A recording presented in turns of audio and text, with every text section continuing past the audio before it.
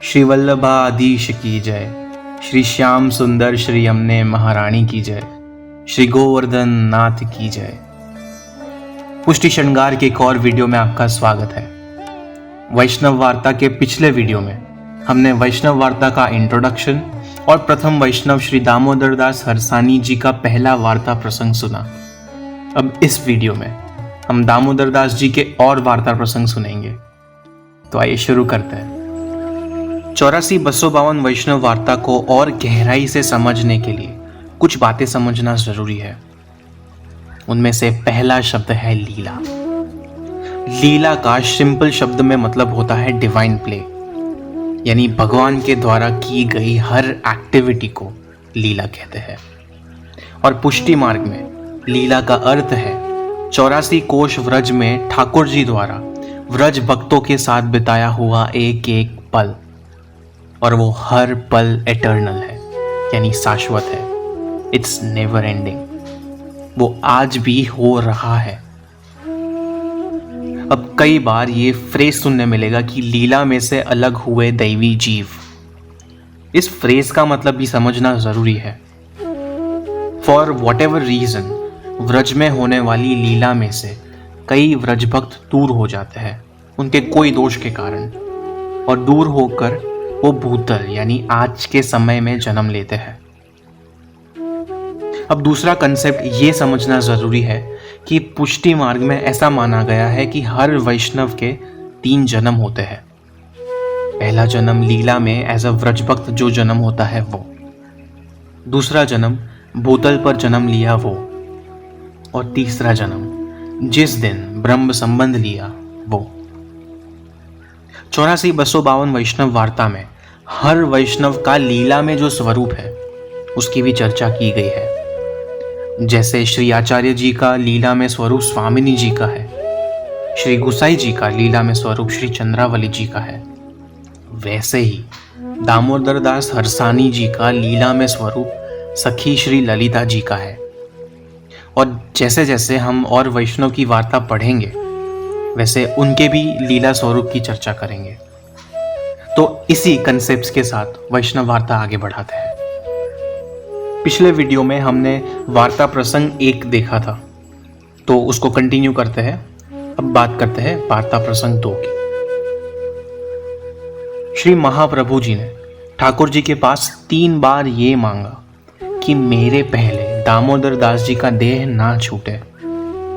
इसका कारण ये है कि श्री वल्लभ ने संन्यास ग्रहण करने का मन में विचार कर लिया था, और उस समय श्री गोपीनाथ जी और श्री गोसाई जी दोनों भाई बालक थे, और श्री आचार्य जी नित्य श्री भागवत का मनन करते और भगवत लीला की गुप्त वार्ता दामोदर दास जी को कहते।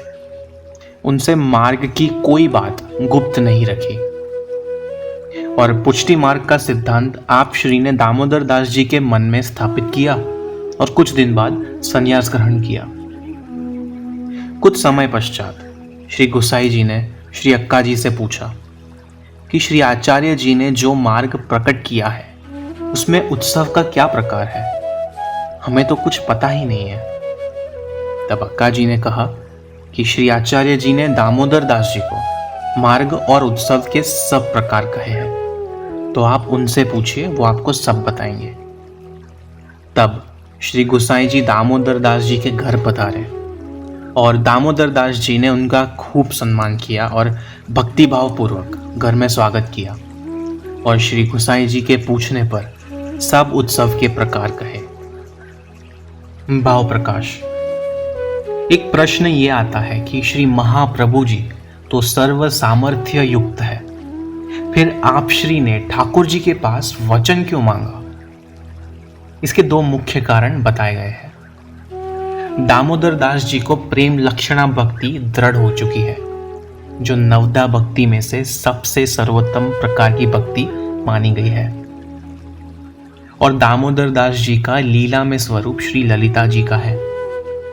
अब श्री ललिता सखी हमेशा ठाकुर जी और स्वामिनी जी की सेवा में मग्न रहती है, और जब दोनों मान धरते हैं तब श्री ललिता जी युक्ति पूर्वक दोनों के मान का निवारण करती है, यानी वो ठाकुर जी और स्वामिनी जी दोनों की ही प्रिय सखी है। और आप श्री जो स्वयं स्वामिनी जी का रूप है, ठाकुर जी को यूं कहकर दामोदर दास जी के प्रति अपनी अत्यंत प्रीति अभिव्यक्त कर रहे हैं कि मेरे सामने दामोदर दास को कोई दुख ना पहुंचे। अब दूसरा कारण यह है कि उस समय श्री गुसाई जी बालक थे और उनके लिए आप श्री ने ये मार्ग दामोदर दास जी के हृदय में स्थापित किया, जिससे वो श्री गुसाई जी और श्री गोपीनाथ जी को मार्ग के बारे में सिखा सके। और आप श्री हमेशा कहते थे कि दमला, ये मार्ग तेरे लिए प्रकट किया है। इसका कारण ये है कि श्री गुसाई जी तो स्वयं पूर्ण पुरुषोत्तम है। यदि उनके मन में प्रथम धर्म स्थापित करते तो ये मार्ग गोकुल में रहता और इससे हम ईश्वर मार्ग कहते।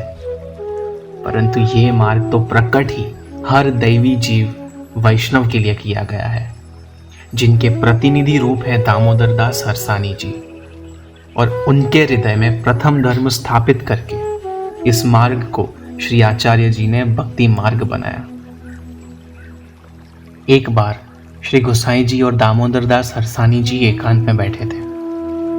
तब श्री गोसाई जी ने दामोदर दास जी से प्रश्न किया कि आप श्री आचार्य जी को क्या करके मानते हो। तब दामोदर दास जी ने कहा कि लोग कहते हैं कि इस जगत में सबसे बड़े हैं जगदीश जगन्नाथ जी श्री ठाकुर जी। मैं श्री आचार्य जी को ठाकुर जी से भी अधिक करके मानता हूं। तब श्री गुसाई जी ने जिज्ञासा पूर्वक पूछा कि ऐसा क्यों? यदि जगन्नाथ श्री ठाकुर जी सबसे बड़े हैं तो उनसे बड़ा कोई कैसे हो सकता है? तब दामोदर दास जी ने पूछा कि महाराज, दान बढ़ो या दाता बढ़ो, किसी के पास धन बहुत ज्यादा हो तो भी वो धन तो वहीं जाएगा ना जहां दाता उसे देगा। और श्री आचार्य जी का सर्व धन तो श्रीनाथ जी है, और वो धन श्री आचार्य जी ने हम जैसे जीव को दिया है। इसलिए मैं श्री आचार्य जी को बड़ा मानता हूं।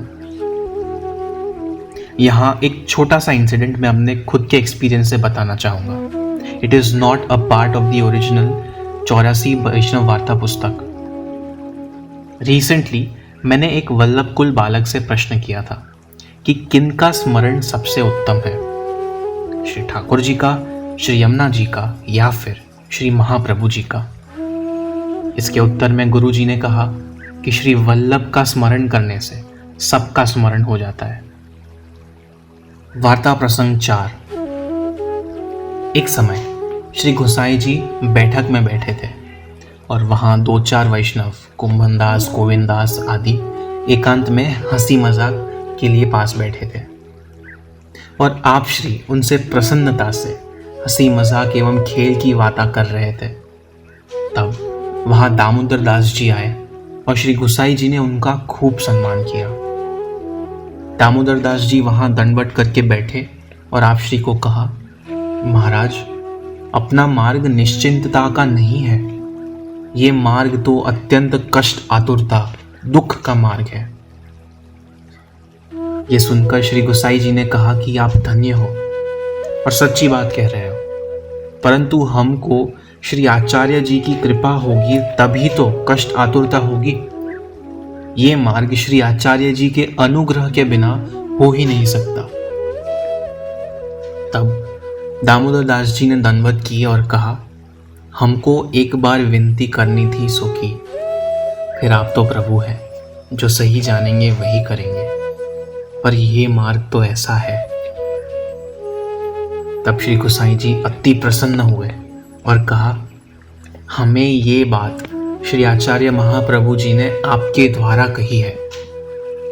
ये बात आप नहीं कहेंगे तो और कौन कहेगा मुझे? आपको देखकर मन अति प्रसन्न होता है और आप श्री आचार्य जी के सेवक का धर्म जानकर ये शिक्षा करते हैं। और उस दिन से श्री गोसाई जी दामोदर दास जी की सब शिक्षा मानते थे। इसलिए जो बड़ा है वो बड़ा है। भाव प्रकाश। एक सेवक स्वामी को सिखाए, ये कॉमन अंडरस्टैंडिंग के विरुद्ध है और इस कन्फ्यूजन को दूर करते हुए श्री हरिराय जी ने कहा है कि श्री गुसाई जी लीला में श्री चंद्रावली जी का स्वरूप है और श्री चंद्रावली जी परकीय भाव के स्वामिनी जी है। अब लीला में दो तरह के गोपीजन हैं, स्वकीय और परकीय। स्वकीय वो है जो प्रभु को ही अपना पति मानकर रहते हैं और परकीय वो है जिनका कहीं और विवाह हो चुका है परंतु अष्टप्रहार केवल ठाकुर जी में मन लगा रहता है। और परकीय भाव के गोपीजन तो निरंतर विरह भाव महसूस करते हैं क्योंकि संसार छोड़कर ठाकुर जी के पास जा नहीं सकते। इसलिए दामोदर दास जी जो श्री ललिता जी का स्वरूप है वो श्री गुसाई जी से कह रहे हैं कि आप श्री चंद्रावली जी का स्वरूप है जो एक परकीय भाव के स्वामिनी जी है और एक परकीय भाव के स्वामिनी जी के लिए हंसी खेल योग्य नहीं है। और दामोदर दास जी के तो रोम रोम में श्री आचार्य जी विराजते हैं। एक पल के लिए भी दामोदर दास जी को श्री आचार्य जी का विस्मरण नहीं होता। इसलिए श्री गुसाई जी ने ये भाव किया कि श्री आचार्य जी ने दामोदर दास जी के द्वारा उन्हें शिक्षा की। इससे एक वैष्णव को यह समझना चाहिए कि हमारा संपूर्ण समय प्रभु के स्मरण में बिताना चाहिए। हंसी मजाक औरों की निंदा बहिर्मुखता इन सब के लिए तो समय ही कहाँ है। जितना हो सके उतना समय प्रभु को याद करें, हर स्थिति में भगवद इच्छा को पहचाने और हर कार्य को प्रभु को समर्पित करें। वैष्णव वार्ता के इस एपिसोड में इतना ही। अगले वीडियो में हम दामोदर दास जी के और वार्ता प्रसंग देखेंगे। यदि ये वीडियो आपको पसंद आया तो इसे अपने साथी वैष्णव के साथ अवश्य शेयर करें और वीडियो को लाइक करें। हमारी चैनल पुष्टि श्रृंगार को सब्सक्राइब करना ना भूलें। अगली बार मिलेंगे, तब तक के लिए जय श्री कृष्ण।